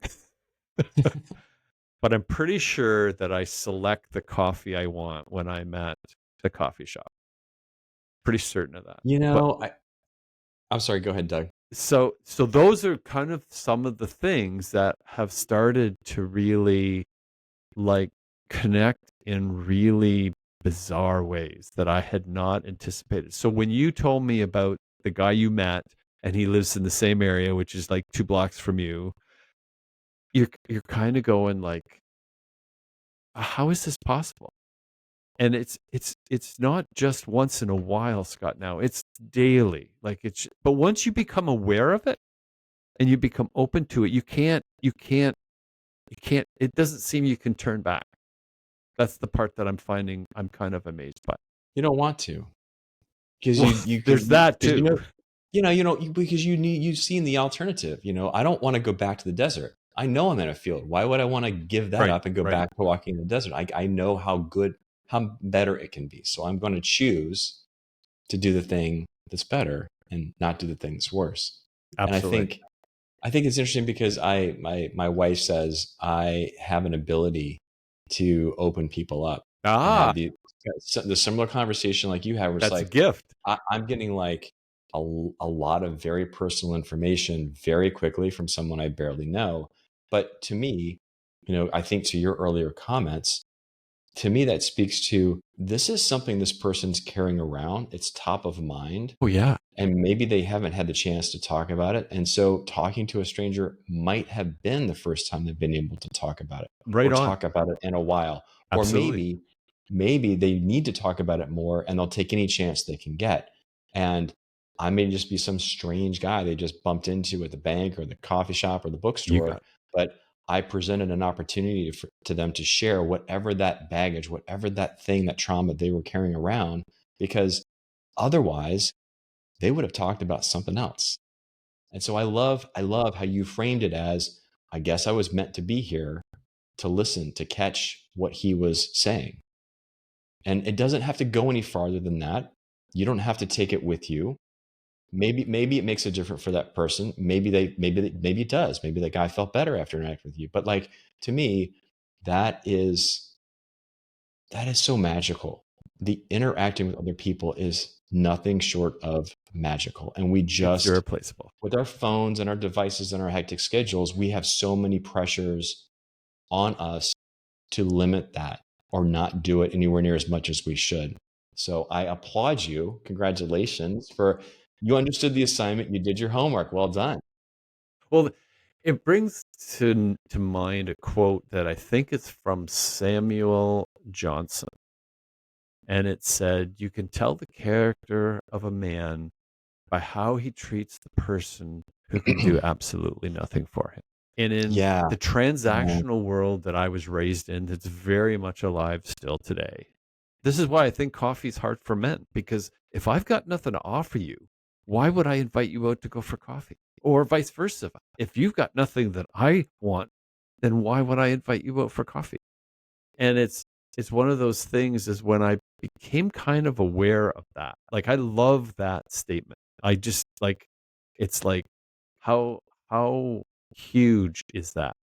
Like how do I treat or see other people that I wouldn't be talking to if they couldn't do something for me? Do you know what I mean? Like that I do. No, it totally. it Totally. really like There's a concept called useless friends. use And that in the last in yeah. the Yep. that's gotten a lot of coverage, Scott. But yeah, so we I won't dive into that again, but I mean, like, you're spot on. You're totally talking about something that is kind of, it's one of these concepts in our social interactions, and how and why useless friends are so important to us, because it removes all the distractions of the transactions. You're not sitting there trying to figure out how you're going to get whatever it is that you want from them, because there's nothing to get. And Yeah. What conversation, the shared existence, that's all there is. It is self-sufficient, self-contained. what's your angle? What are you looking for, right? And you, as the person being in that world, are aware when you're with someone who's looking for that as well. Oh, for So sure. it For has like sure. double sides to it. It's a very and now this is what's really bizarre to me. So back in my corporate world, meetings all the time, right? Like that's you live by meetings. And you just literally go one meeting to the next. And one of the big things used to be for me is if you didn't discuss your point in the meeting, it's not going to get discussed. So don't see Mm, me in the hall later or come up to me in the lunchroom. If you don't get it done in the meeting, this is how far like I feel like the world's come to me for it, then we don't talk about it. And this is towards the end of my time there because there was a lot of things that were becoming revealed to me in ways. But I started to realize those hallway conversations are the most important conversations. And I feel similarly now when I sit down, I feel those conversations that I have with people that like I don't think I'm giving them anything and they are not going to get I'm not having this conversation so I can get something from you other right. than friendship, a sense of maybe community, the sense of being with another individual, learning Mhm. something that I didn't know before. But I'm not here to like make my next deal. So, and I was going to say, I'm going to have probably many people are kind of looking, going like, why would you have that conversation then? But it's been For me, very it's very uplifting for me. simple. For me, it's very simple because it is literally about frequency. It is about repetition and frequency. So if I met somebody, and this happened all the time when my kids were younger and we were going to the parent um, events for school, right? And you're like, oh, okay, when I go to the second grade parent party, whatever, I'm like, show up these people that most of them I'll never see until the next parent party. Right, right. Because as a guy, like I'm not volunteering, I'm working, I don't have time to go on campus. And the wives typically did that. I hated those things because I'm like, okay, I'm going to see this guy and I'm not going to see him again for 6 months. Yeah, like And I'm what? not going to see him again. Like, we're not going to go out for coffee. I'm not going to invite him to go check out, some movie with me. And he's not going to ask me to come to his book club, or whatever. Like, it was awful. But what I learned was, if I took advantage of that, and rather than staying at home, if I put myself out there, the more often that I would bump into these people, I would remember their names. Yeah. I would remember the names of their spouses and their kids. I would remember what they're doing. And the next time I saw them, it was a lot less Yeah. friction for me to step into that chit chat, easy casual conversation that could then lead into something a little bit deeper. Yeah. And so I just had I had drinks for three last night with one of the guys, and I'm sitting there, and it's the same kind of a thing of like, I'm not here to get anything from him. There's nothing he has in his workspace that's overlapping with where I'm at right now. There's nothing personally that I want or need from him. I literally just want to hang out with him. And I learn more things about him. It is the repetition and the frequency, bumping up against somebody over and over and over again, that allows the deeper revelations to surface. Because once you've had the casual conversation, the next time you go a little bit deeper. Absolutely. Next time, a little bit deeper, a little bit deeper. But if that's only happening once a year, it's not just the number of times, it is how often that's happening. Mhm. And so for me, this gives me a way to see these guys. And I should say, for years, I've hosted a tasting dinner once a year. I pick up the cost. I host a bunch of guys that come over. It's dinner and drinks and whatever. And we do like usually a themed dinner. And then one of the guys is like, hey, I'll co-host. We can do it at my house. Great. So we co-host and share the cost now. We do that once a year, right? Every time the guys are like, this was amazing. Thank you so much for hosting. We don't get to do this very often. We don't do this often enough. I'm like, I know, but like I can't do this every month. So then it was like, but maybe I can do it twice a year. And then it was like, well, maybe I could do this coffee and drinks for three. The bottom line was, it was the more I interacted with these people, the deeper I got to them. It just happens automatically. It wasn't something I had to do. It wasn't something that I had to pull out of them. It Amazing. just naturally surfaced. And then that deepens the connection, so that the next time I don't know, it just becomes this like self-fulfilling prophecy. But once a year, that's not going to get it done, man. That's not going to get it done. It's better than nothing. It's better than nothing. There you But, go.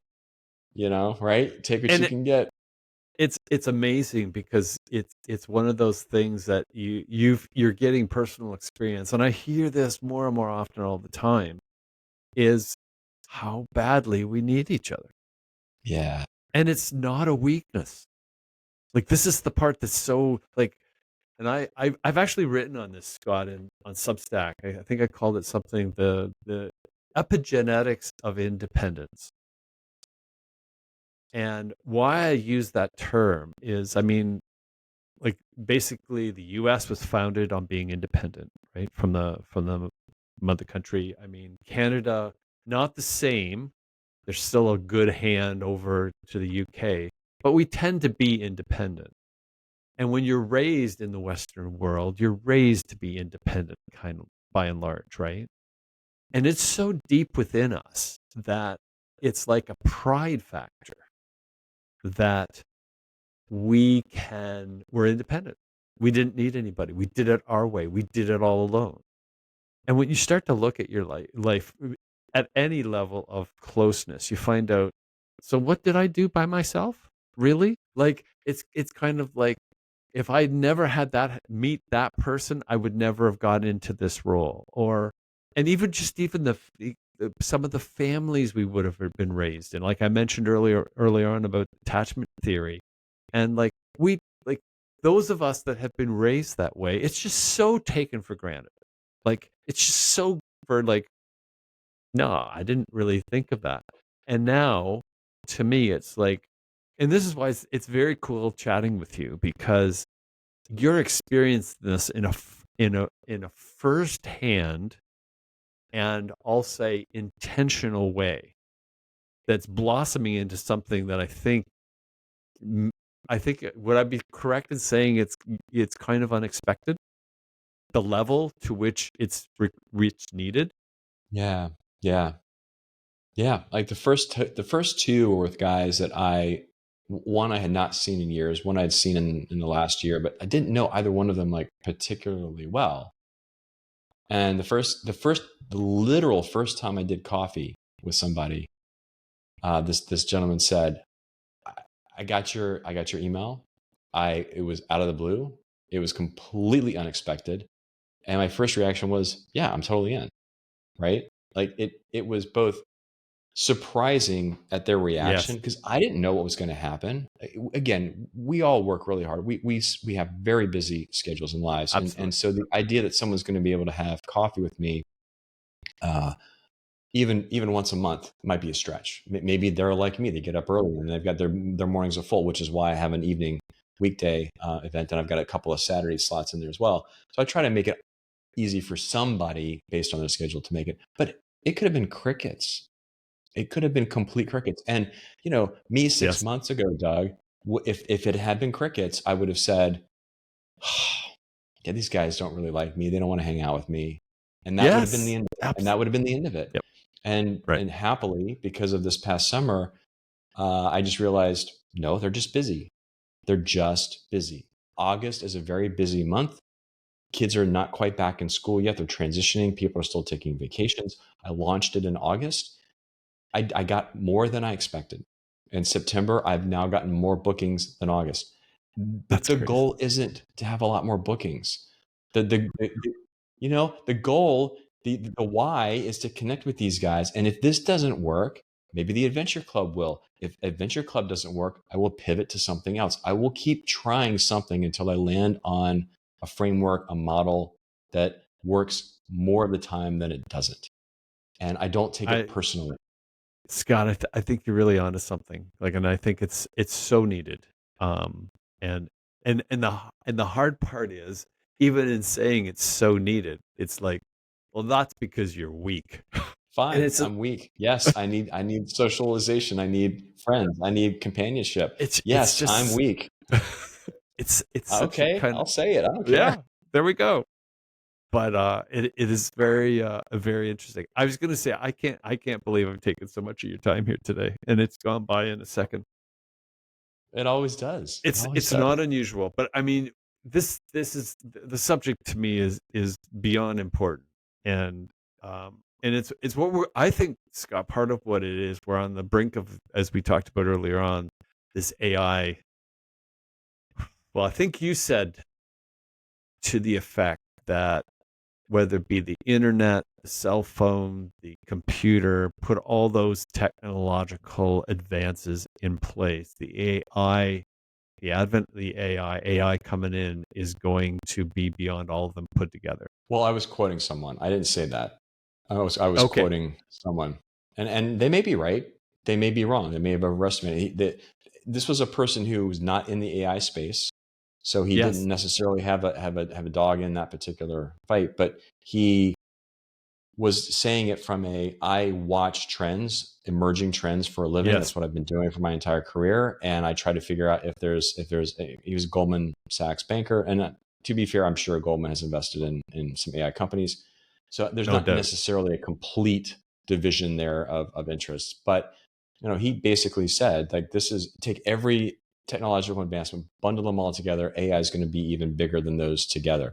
Maybe he's right, maybe he's wrong. I don't know. We'll see. We live in interesting Well, times, Doug.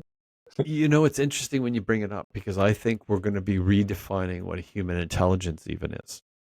Because often today, when somebody can recite something or remember facts really accurately or know historical opponents, you hear that in conversation and you're immediately like, wow, you're pretty smart, kind of thing. I'm revealing something about myself probably here too. But we're at a point now where we carry around a device that we can all but instantly find that out anyway. And so, how will AI bring what we've been talking about, a big part of today, and bring community more to us, where it's going to be more important forever for us to find out as human beings what we really are? Because we don't have to be that memory bank, that I'll say that knowledge base anymore, because we're going to have it instantly. We're gonna have almost all of that. Like I'm surprised. Like you'll laugh at this, but I use Grok a lot. Okay, why would I laugh at that? Well, just because like well, you probably are in that world, but many people I said they haven't even heard of Grok, and it's like I can't believe how much like what is delivered to you when you ask it a question about virtually anything. I haven't used that particular service. I have used ChatGPT, Right. and frankly, I've even dabbled in Midjourney, and so the surprising thing to me is like I just gave it a prompt to do an image, and I said spell this word, and it did not spell the word correctly. It's 2025, right? Like it's Wow. nowhere near perfect. Has it Yes. improved? Yes, but I am still constantly bumping up against the limits of these models, and I know they will Interesting. improve. I know they'll improve. Like, I mean, I've had ChatGPT give me completely wrong instructions when I'm trying to solve a technical software problem, and it's confidently going, do X, Y, and Z, and this will happen. And I'm like, there is no No, it isn't. X. There's no button for X. Where's you told me there was a button to click. There's literally no button on the screen. I screenshot it, sent it to him. Oh, I'm so sorry. You're right. You need to do Y and then Z. I'm so sorry. Try this. And I'm like, well, I did that and that didn't work. Well, then it must be something else. I'm like, I feel like I'm dealing with a dementia victim who Yes. forgets, what's going on, but is incredibly confident about what they're saying.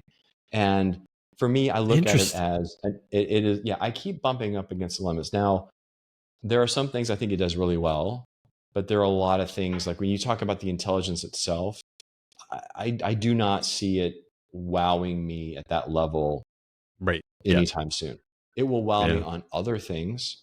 I'm very, very, very curious to see to what degree it can help us in medical advances from a diagnosis standpoint, possibly Yes. helping us with developing cures faster, DNA sampling and all that kind of, like there's a whole host of things that it can do much faster than us, and theoretically can be a huge boon for us as humankind.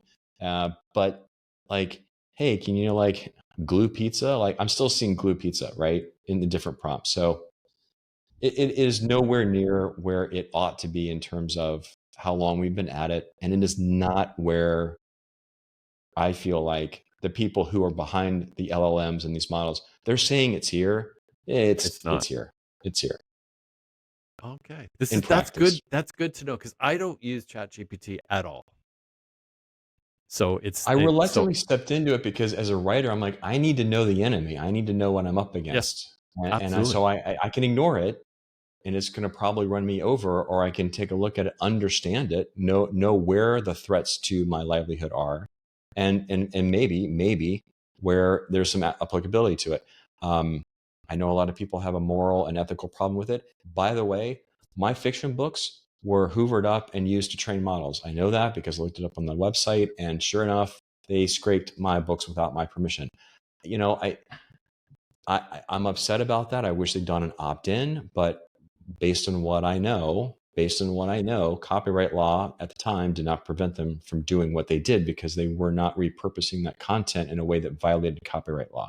Right. So I'm like, was it ethical or moral? No. Did I like it? No. Would I have preferred to be asked? Of course. Yes. That horse has left the stall.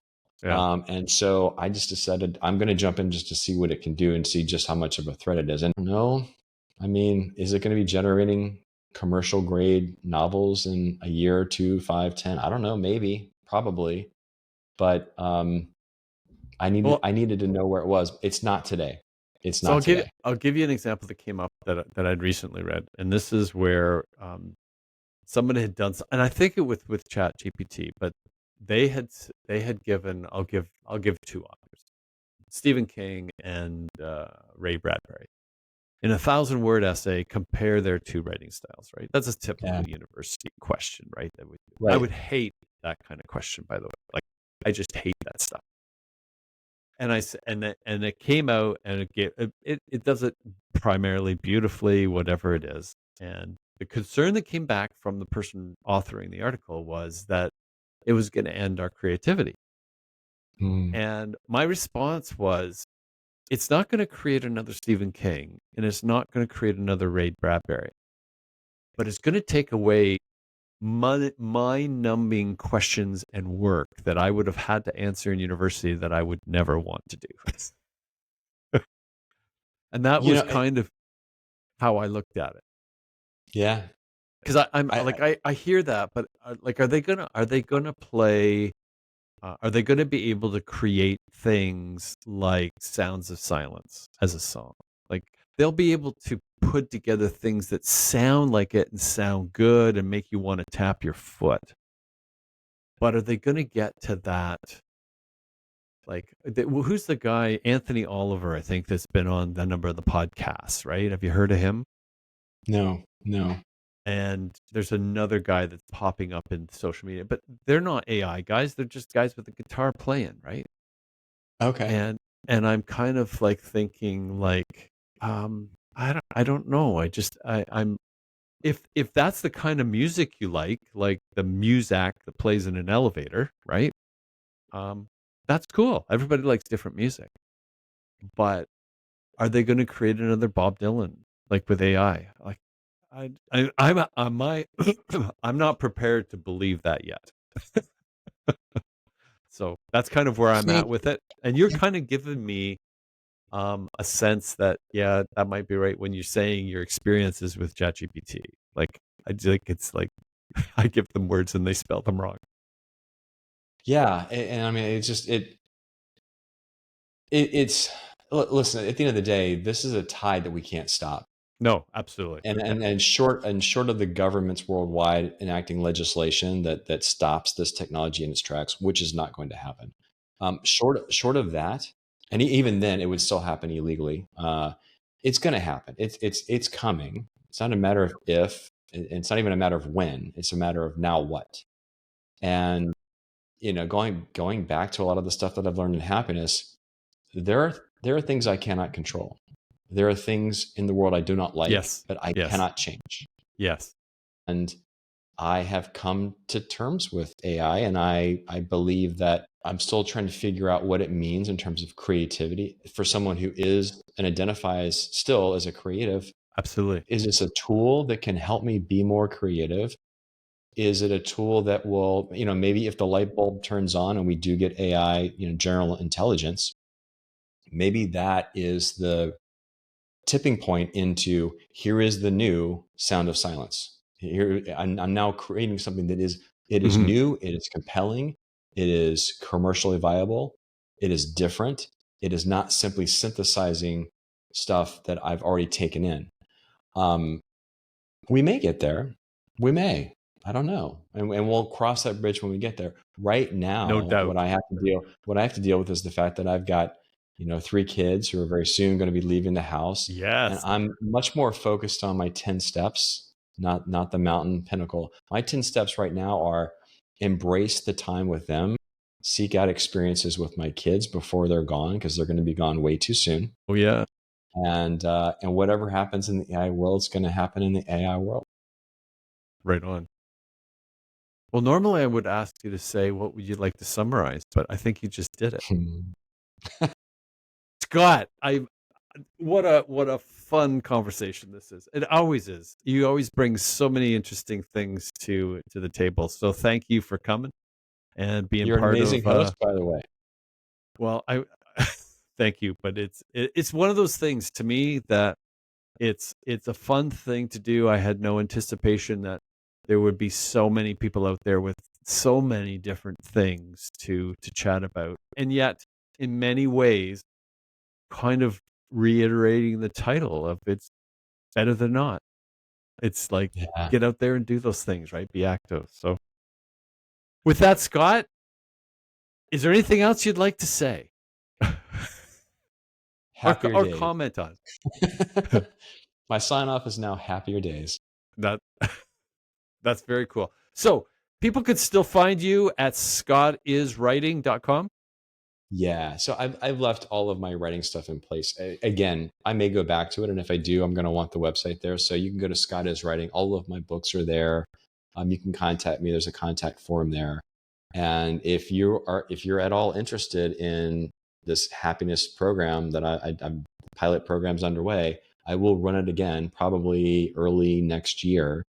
You can go to onehappyhabit.com and you can join the waitlist. Cool. So that would be cool if somebody reached out from this podcast and said, let's go for coffee, Scott.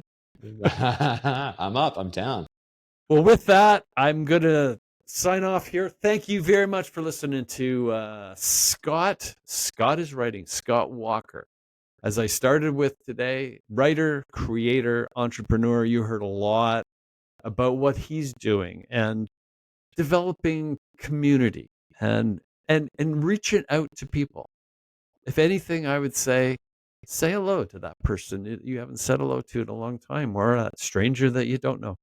You might be surprised by what you get in response. And with that, Scott, if you could stay on for a minute, great. Thanks for being here. Thank you so much, Doug. Pleasure as always.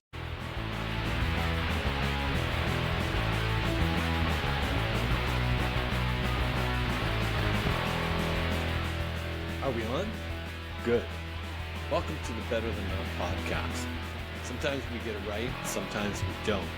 But when we at least do something, we know it's almost always better than not.